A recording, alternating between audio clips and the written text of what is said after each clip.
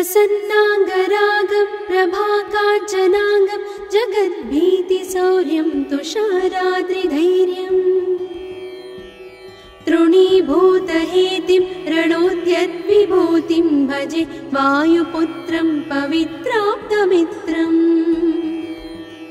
भजे पावनं भावनानित्यवासम् भजे बालभानुं प्रभाचारुभासम् भजे चन्द्रिकाकुन्दमन्दारहासम् भजे सन्ततं रामभूपालदासम् भजे लक्ष्मणप्राणरक्षातिदक्षं भजे तोषितानेकगीर्वाणपक्षम् भजे घोरसङ्ग्रामसीमाहताक्षं भजे रामनामातिसम्प्राप्तरक्षम् कृताभीलनादं क्षितिक्षिप्तपादम् घनक्रान्तभृङ्गं कटिस्थोरुजङ्घम् वियद्व्याप्तकेशं भुजाश्लेषितास्मम् जयश्री समेतं भजे रामदूतम् चलद्वालघातं भ्रमच्चक्रवालं कठोराट्टहासं प्रभिन्नाब्जजाण्डम् महासिंहनादाद्विशीर्णत्रिलोकं भजे आञ्जनेयं प्रभुं वज्रकायम् रणे भीषणे मेघनादे सनाधे सरोषे समारोपिते मित्रमुख्ये खगानां घनानां सुराणां च मार्गे नतं तं वहं तं हनुमन्तमीडे कनद्रत्नजम्भारिदम्भोळिधारं कनद्दन्तनिर्धूतकालोग्रदन्तम् पदाघातभीताब्धिभूताधिवासं रणक्षोणिदक्षं भजे पिङ्गळाक्षम् महाग्राहपीडा महोत्पातपीडा महारोगपीडा महातीव्रपीडा हरत्यासुते पादपद्मानुरक्तो नमस्ते कपिश्रेष्ठ रामप्रियो यः सुधा सिन्धुमुल्लङ्घ्य नादोग्रदीप्तः सुधा चौषधीस्ता प्रगुप्तप्रभावः षडद्रोणशैलस्य सारेण सेतुं विना भूस्वयं कः समर्थः कपीन्द्रः निरातङ्कमाविश्य लङ्कां विसङ्गो भवानेव सीतातिशोकापहारी समुद्रान्तरङ्गादिरौद्रं विनिद्रम्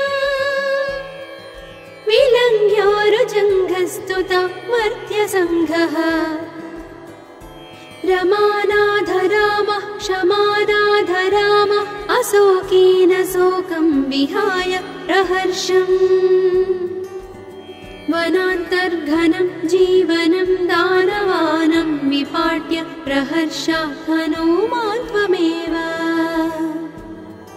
जराभारतो भूरिपीडां शरीरे निराधारणारूढगाढप्रतापे भवत्पादभक्तिं भवद्भक्तिरक्तिं कुरु श्रीहनुमत्प्रभो मे दयाळो महायोगिनो ब्रह्मरुद्रादयो वा न जानन्ति तत्त्वं निजं राघवस्य कथं ज्ञायते मातृसे नित्यमेव प्रसीद प्रभो वानरेन्द्रो नमस्ते नमस्ते महासत्त्ववाहाय तुभ्यम् नमस्ते महावज्रदेहाय तुभ्यम् नमस्ते परिभूतसूर्याय प्रसन्नाङ्गरागं प्रभाकाञ्चनाङ्गं जगद्भीतिशौर्यं तुषाराद्रिधैर्यम् तृणीभूतहेतिं रणोद्यद्विभूतिं भजे वायुपुत्रं पवित्राप्तमित्रम् भजे पावनं भावनानित्यवासम् भजे बालभानं प्रभाचारुभासम् भजे चन्द्रिका कुन्दमन्दारहासम् भजे सन्ततं रामभूपालदासम् भजे लक्ष्मणप्राणरक्षातिदक्षं भजे तोषितानेकगीर्वाणपक्षम् भजे घोरसङ्ग्रामसीमाहताक्षं भजे रामनामातिसम्प्राप्तरक्षम् कृताभीलनादं क्षितिक्षिप्तपादम् घनक्रान्तभृङ्गं कटिस्थोरुजङ्घम् वियद्व्याप्तकेशं भुजाश्लेषितास्मम् जयश्रीसमेतं भजे रामदूतम् चलद्वालघातं भ्रमच्चक्रवालं कठोराट्टहासं प्रभिन्नाब्जजाण्डम् महासिंहनादाद्विशीर्णत्रिलोकं भजे आञ्जनेयं प्रभुं वज्रकायम् रणे भीषणे मेघनादे सनाधे सरोषे समारोपिते मित्रमुख्ये खगानां घनानां सुराणां च मार्गे नतं तं वहं तं हनुमन्तमीडे कनद्रत्नजम्भारिदम्भोळिधारं कनद्दन्तनिर्धूतकालोग्रदन्तम्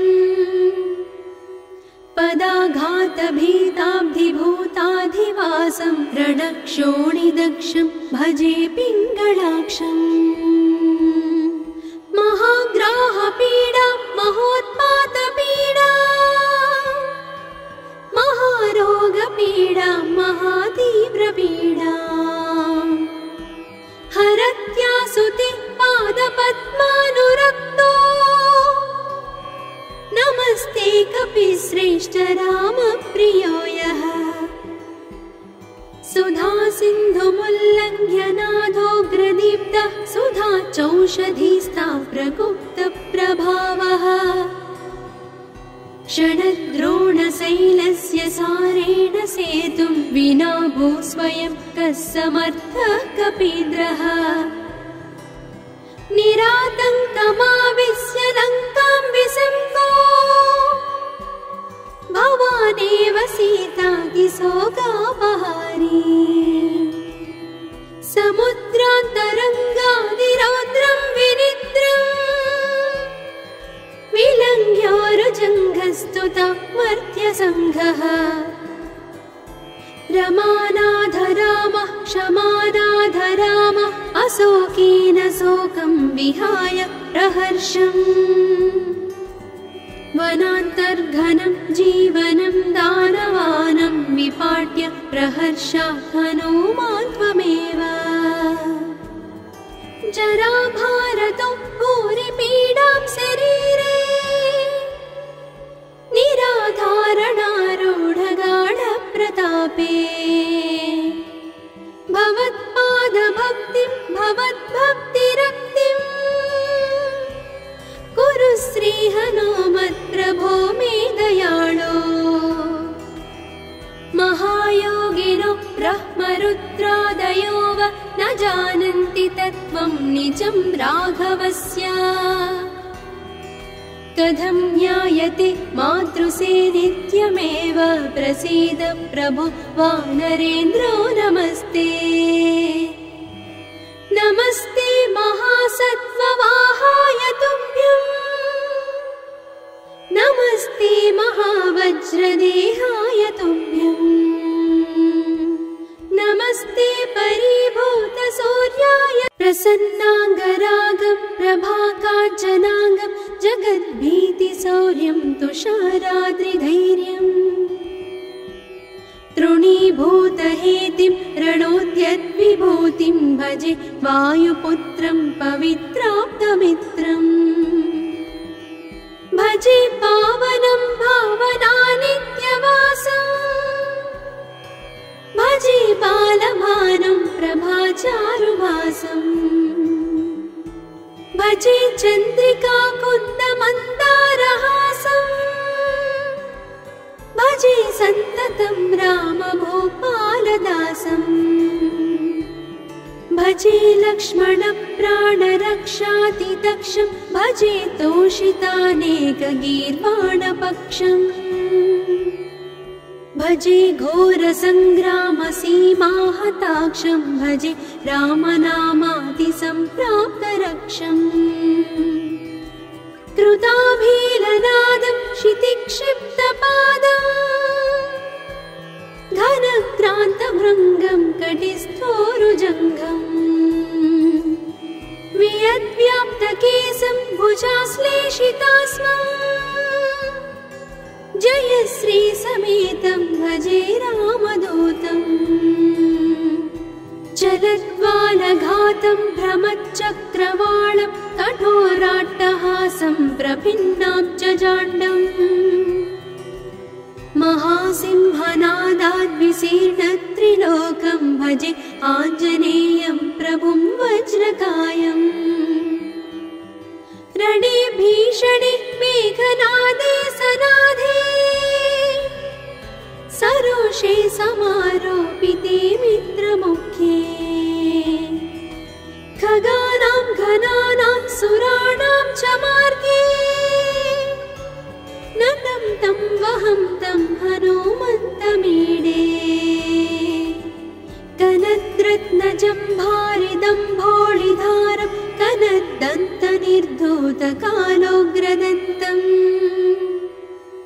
पदाघातभीताब्धिभूताधिवासं रणक्षोणिदक्षं भजे पिङ्गळाक्षम् महाग्राहपीडा महोत्पातपीडा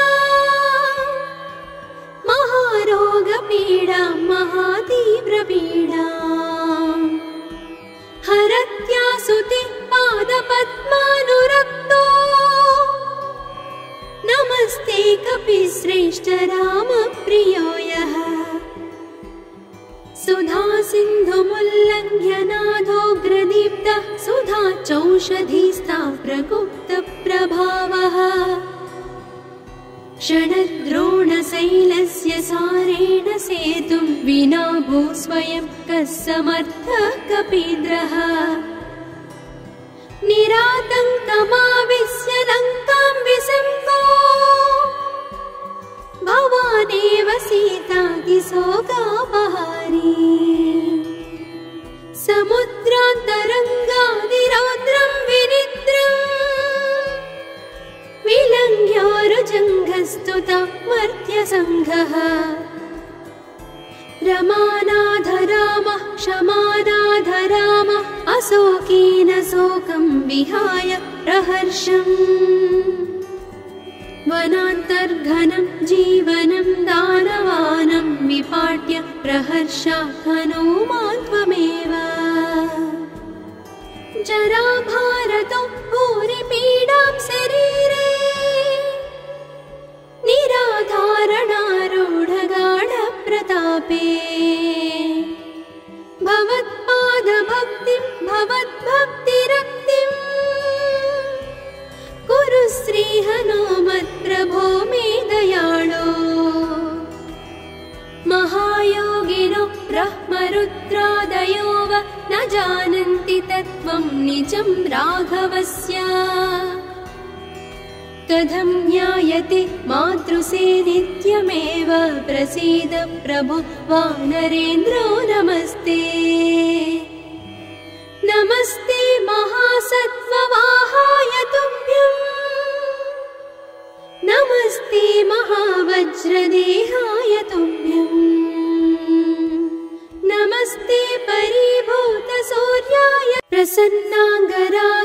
प्रभाकाञ्चनाङ्गं जगद्भीतिशौर्यं तुषाराद्रिधैर्यम् तृणीभूतहेतिं रणोद्यद्विभूतिं भजे वायुपुत्रं पवित्राप्तमित्रम् भजे पावनं भावनानित्यवासम् भजे बालभानुं प्रभाचारुभासम् भजे चन्द्रिका कुन्दमन्दारहासम् भजे सन्ततं रामभूपालदासम् भजे लक्ष्मणप्राणरक्षातिदक्षं भजे तोषितानेकगीर्वाणपक्षम् भजे घोरसङ्ग्रामसीमाहताक्षं भजे रामनामातिसम्प्राप्तरक्षम् कृताभीलनादं क्षितिक्षिप्तपादम् घनक्रान्तभृङ्गं कटिस्थोरुजङ्घम् वियद्व्याप्तकेशं भुजाश्लेषितास्मम् जयश्रीसमेतं भजे रामदूतम् चलद्वालघातं भ्रमच्चक्रवालं कठोराट्टहासं प्रभिन्नाब्जजाण्डम् महासिंहनादाद्विशीर्णत्रिलोकं भजे आञ्जनेयं प्रभुं वज्रकायम् रणे भीषणे मेघनादे सनादे सरोषे समारोपिते मित्रमुख्ये खगानां घनानां सुराणां च मार्गे नतं तं वहं तं हनुमन्तमीडे कनद्रत्नजम्भारिदम्भोळिधारं कनद्दन्तनिर्धूतकालोग्रदन्तम् पदाघातभीताब्धिभूताधिवासं रणक्षोणिदक्षं भजे पिङ्गळाक्षम् महाग्राहपीडा महोत्पातपीडा महारोगपीडा महातीव्रपीडा हरत्यासुते पादपद्मानुरक्तो नमस्ते कपिश्रेष्ठ रामप्रियो यः सुधा सिन्धुमुल्लङ्घ्य नाथोग्रदीप्तः सुधा चौषधीस्ता प्रगुप्तप्रभावः षडद्रोणशैलस्य सारेण सेतुं विना भूस्वयं कः समर्थः कपीन्द्रः निरातङ्कमाविश्य लङ्कां विसम्पो भवानेव सीतातिशोकापहारी समुद्रान्तरङ्गादिरौद्रं विनिद्रम् विलङ्घ्योरुजङ्घस्तुता मर्त्यसङ्घः रमानाथ रामः क्षमानाथ रामः अशोकेन शोकं विहाय प्रहर्षम् वनान्तर्घनं जीवनं दानवानं विपाट्य प्रहर्षात् हनुमान् त्वमेव जराभारतो भूरिपीडां शरीरे निराधारणारूढगाढप्रतापे भवत्पादभक्तिं भवद्भक्तिरक्तिं कुरु श्रीहनुमत्प्रभो मे दयाळो महायोगिनो ब्रह्मरुद्रादयो वा न जानन्ति तत्त्वं निजं राघवस्य कथं ज्ञायते मातृसे नित्यमेव प्रसीद प्रभो वानरेन्द्रो नमस्ते नमस्ते महासत्त्ववाहाय तुभ्यं नमस्ते महावज्रदेहाय तुभ्यं नमस्ते परिभूतसूर्याय प्रसन्नाङ्गरागं प्रभाका काञ्चनाङ्गं जगद्भीतिशौर्यं तुषाराद्रिधैर्यम् तृणीभूतहेतिं रणोद्यद्विभूतिं भजे वायुपुत्रं पवित्राप्तमित्रम् भजे पावनं भावनानित्यवासम् भजे बालभानुं प्रभाचारुभासम् भजे चन्द्रिका कुन्दमन्दारहासम् भजे सन्ततं रामभूपालदासम् भजे लक्ष्मणप्राणरक्षातिदक्षं भजे तोषितानेकगीर्वाणपक्षम् भजे घोरसङ्ग्रामसीमाहताक्षं भजे रामनामातिसम्प्राप्तरक्षम् कृताभीलनादं क्षितिक्षिप्तपादम् घनक्रान्तभृङ्गं कटिस्थोरुजङ्घम् वियद्व्याप्तकेशं भुजाश्लेषितास्मम् जयश्रीसमेतं भजे रामदूतम् चलद्वालघातं भ्रमच्चक्रवालं कठोराट्टहासं प्रभिन्नाब्जजाण्डम् महासिंहनादाद्विशीर्णत्रिलोकं भजे आञ्जनेयं प्रभुं वज्रकायम् रणे भीषणे मेघनादे सनाधे सरोषे समारोपिते मित्रमुख्ये खगानां घनानां सुराणां च मार्गे नतं तं वहं तं हनुमन्तमीडे कनद्रत्नजम्भारिदम्भोळिधारं कनद्दन्तनिर्धूतकालोग्रदन्तम्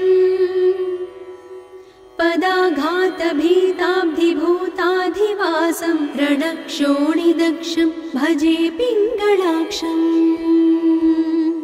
महाग्राहपीडा महोत्पातपीडा महारोगपीडा महातीव्रपीडा हरत्यासुते पादपद्मानुरक्तो नमस्ते कपिश्रेष्ठ रामप्रियो यः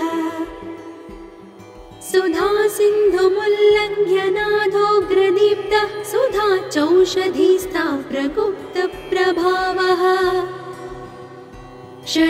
षडद्रोणशैलस्य सारेण सेतुं विना भूस्वयं कः समर्थः कपीन्द्रः निरातङ्कमाविश्य लङ्कां विसङ्गो भवानेव सीतातिशोकापहारी समुद्रान्तरङ्गादिरौद्रं विनिद्रम् विलङ्घ्योरुजङ्घस्तुता मर्त्यसङ्घः रमानाथ रामः क्षमानाथ रामः अशोकेन शोकं विहाय प्रहर्षम् वनान्तर्घनं जीवनं दानवानं विपाट्य प्रहर्षात् हनूमान् त्वमेव जराभारतो भूरिपीडां शरीरे निराधारणारूढगाढप्रतापे भवत्पादभक्तिं भवद्भक्तिरक्तिम् कुरु श्रीहनुमत्प्रभो मे दयाळो महायोगिनो ब्रह्मरुद्रादयो वा न जानन्ति तत्त्वं निजं राघवस्य कथं ज्ञायते मातृसे नित्यमेव प्रसीद प्रभो वानरेन्द्रो नमस्ते नमस्ते महासत्त्ववाहाय तुभ्यं नमस्ते महावज्रदेहाय तुभ्यं नमस्ते परिभूतसूर्याय प्रसन्नाङ्गरागं प्रभाकाञ्चनाङ्गं जगद्भीतिशौर्यं तुषाराद्रिधैर्यम् तृणीभूतहेतिं रणोद्यद्विभूतिं भजे वायुपुत्रं पवित्राप्तमित्रम् भजे पावनं भावनानित्यवासम् भजे बालभानुं प्रभाचारुभासम् भजे चन्द्रिकाकुन्दमन्दारहासम् भजे सन्ततं रामभूपालदासम् भजे लक्ष्मणप्राणरक्षातिदक्षं भजे तोषितानेकगीर्वाणपक्षम् भजे घोरसङ्ग्रामसीमाहताक्षं भजे रामनामातिसम्प्राप्तरक्षम् कृताभीलनादं क्षितिक्षिप्तपादम् घनक्रान्तभृङ्गं कटिस्थोरुजङ्घम् वियद्व्याप्तकेशं भुजाश्लेषितास्मम् जयश्रीसमेतं भजे रामदूतम् चलद्वालघातं भ्रमच्चक्रवालं कठोराट्टहासं प्रभिन्नाब्जजाण्डम् महासिंहनादाद्विशीर्णत्रिलोकं भजे आञ्जनेयं प्रभुं वज्रकायम् रणे भीषणे मेघनादे सनाधे सरोषे समारोपिते मित्रमुख्ये खगानां घनानां सुराणां च मार्गे नतं तं वहं तं हनुमन्तमीडे कनद्रत्नजम्भारिदम्भोळिधारं कनद्दन्तनिर्धूतकालोग्रदन्तम् पदाघातभीताब्धिभूताधिवासं रणक्षोणिदक्षं भजे पिङ्गळाक्षम् महाग्राहपीडा महोत्पातपीडा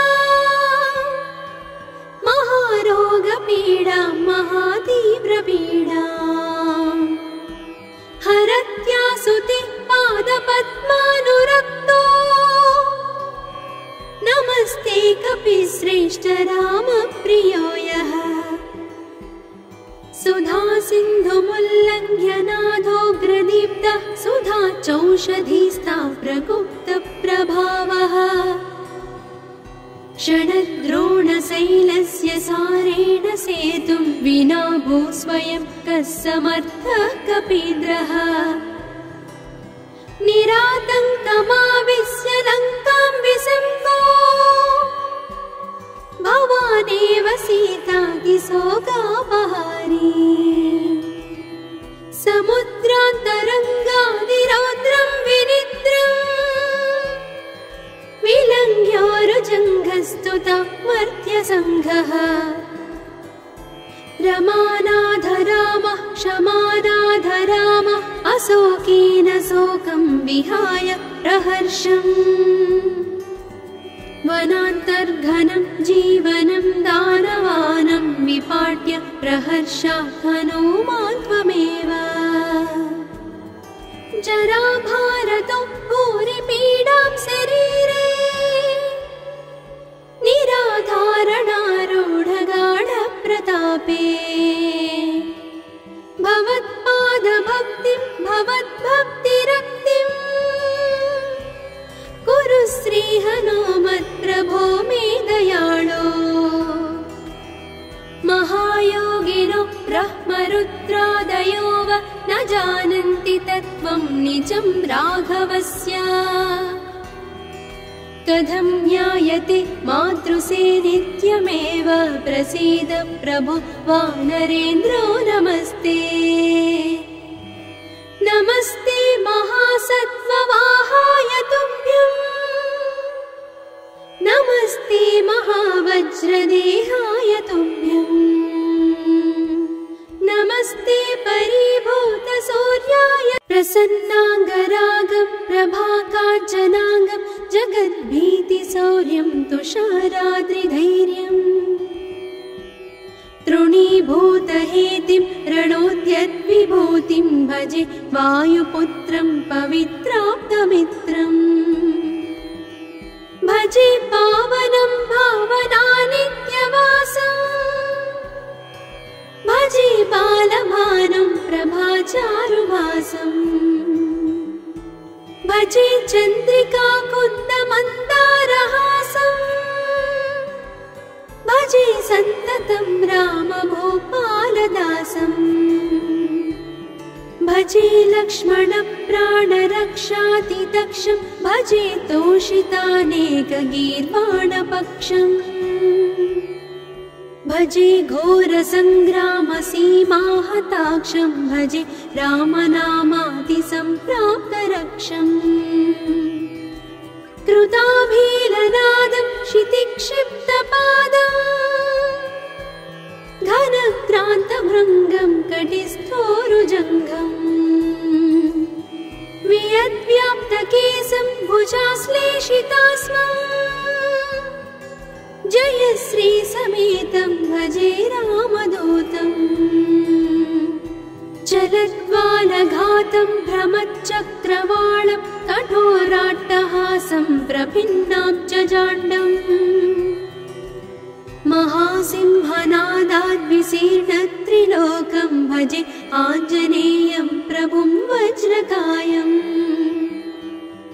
रणे भीषणे मेघनादे सनाधे सरोषे समारोपिते मित्रमुख्ये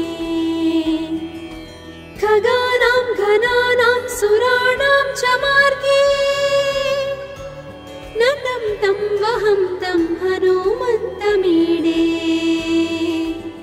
कनद्रत्नजम्भारिदम्भोळिधारं कनद्दन्तनिर्धूतकालोग्रदन्तम् पदाघातभीताब्धिभूताधिवासं रणक्षोणिदक्षं भजे पिङ्गळाक्षम् महाग्राहपीडा महोत्पातपीडा महारोगपीडा महातीव्रपीडा हरत्यासुते पादपद्मानुरक्तो नमस्ते कपिश्रेष्ठ रामप्रियो यः सुधा सिन्धुमुल्लङ्घ्य नाथोग्रदीप्तः सुधा चौषधीस्था प्रगुप्तप्रभावः षडद्रोणशैलस्य सारेण सेतुं विना भूस्वयं कः समर्थः कपीन्द्रः निरातङ्कमाविश्य लङ्कां विसम्भो भवानेव सीतातिशोकापहारी समुद्रान्तरङ्गादिरौद्रं विनिद्रम् विलङ्घ्योरुजङ्घस्तुता मर्त्यसङ्घः रमानाथ रामः क्षमानाथ रामः अशोकेन शोकं विहाय प्रहर्षम् वनान्तर्घनं जीवनं दानवानं विपाट्य प्रहर्षात् हनुमान् त्वमेव जराभारतो भूरिपीडां शरीरे निराधारणारूढगाढप्रतापे भवत्पादभक्तिं भवद्भक्तिरक्तिं कुरु श्रीहनुमत्प्रभो मे दयाळो महायोगिनो ब्रह्मरुद्रादयो वा न जानन्ति तत्त्वं निजं राघवस्य कथं ज्ञायते मातृसे नित्यमेव प्रसीद प्रभो वानरेन्द्रो नमस्ते नमस्ते महासत्त्ववाहाय तुभ्यं नमस्ते महावज्रदेहाय तुभ्यं नमस्ते परिभूतसूर्याय प्रसन्नाङ्गरागं प्रभाकाञ्चनाङ्गं जगद्भीतिशौर्यं तुषाराद्रिधैर्यम् तृणीभूतहेतिं रणोद्यद्विभूतिं भजे वायुपुत्रं पवित्राप्तमित्रम् भजे पावनं भावनानित्यवासम् भजे बालभानुं प्रभाचारुभासम् भजे चन्द्रिका कुन्दमन्दारहासम् भजे सन्ततं रामभूपालदासम् भजे लक्ष्मणप्राणरक्षातिदक्षं भजे तोषितानेकगीर्वाणपक्षम् भजे घोरसङ्ग्रामसीमाहताक्षं भजे रामनामातिसम्प्राप्तरक्षम् कृताभीलनादं क्षितिक्षिप्तपादम् घनक्रान्तभृङ्गं कटिस्थोरुजङ्घम् वियद्व्याप्तकेशं भुजाश्लेषितास्मम् जयश्रीसमेतं भजे रामदूतम् चलद्वालघातं भ्रमच्चक्रवालं कठोराट्टहासं प्रभिन्नाब्जजाण्डम् महासिंहनादाद्विशीर्णत्रिलोकं भजे आञ्जनेयं प्रभुं वज्रकायम् रणे भीषणे मेघनादे सनाधे सरोषे समारोपिते मित्रमुख्ये खगानां घनानां सुराणां च मार्गे नतं तं वहं तं हनुमन्तमीडे कनद्रत्नजम्भारिदम्भोळिधारं कनद्दन्तनिर्धूतकालोग्रदन्तम् पदाघातभीताब्धिभूताधिवासं रणक्षोणिदक्षं भजे पिङ्गळाक्षम् महाग्राहपीडा महोत्पातपीडा महारोगपीडा महातीव्रपीडा हरत्यासुते पादपद्मानुरक्तो नमस्ते कपिश्रेष्ठ रामप्रियो यः सुधा सिन्धुमुल्लङ्घ्य नाथोग्रदीप्तः सुधा चौषधीस्था प्रकुप्तप्रभावः षडद्रोणशैलस्य सारेण सेतुं विना भूस्वयं कः समर्थः कपीन्द्रः निरातङ्कमाविश्य लङ्कां विसम्पो भवानेव सीतातिशोकापहारी समुद्रान्तरङ्गादिरौद्रं विनिद्रम् विलङ्घ्योरुजङ्घस्तुता मर्त्यसङ्घः रमानाथ रामः क्षमानाथ रामः अशोकेन शोकं विहाय प्रहर्षम् वनान्तर्घनं जीवनं दानवानं विपाट्य प्रहर्षात् हनुमान् त्वमेव जराभारतो भूरिपीडां शरीरे निराधारणारूढगाढप्रतापे भवत्पादभक्तिं भवद्भक्तिरक्तिम् कुरु श्रीहनुमत्प्रभो मे दयाळो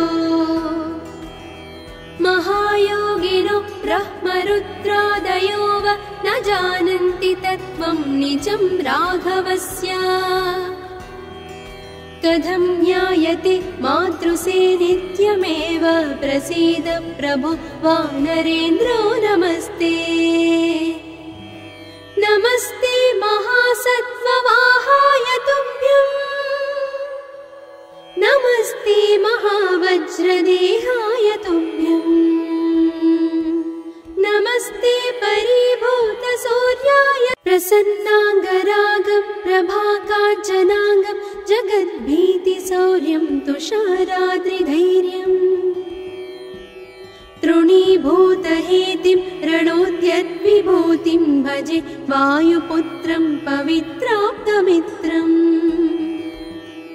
भजे पावनं भावनानित्यवासम् भजे बालभानं प्रभाचारुभासम् भजे चन्द्रिका कुन्दमन्दारहासम्